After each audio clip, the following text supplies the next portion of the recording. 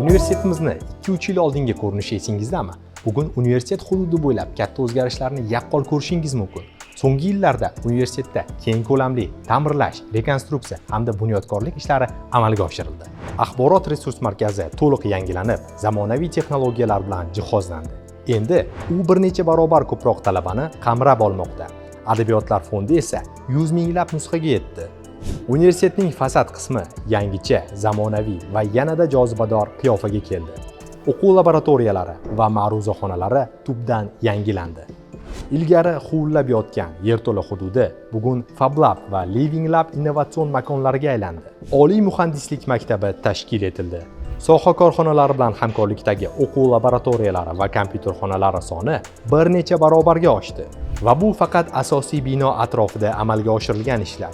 Keyingi videolarda boshqa o'quv binolaridagi o'zgarishlarni ham ko'rib chiqamiz. Aziz talabalar, bu imkoniyatlar siz uchun yaratilmoqda. Ularni qadrlang va eng muhimi, ulardan to'liq foydalaning.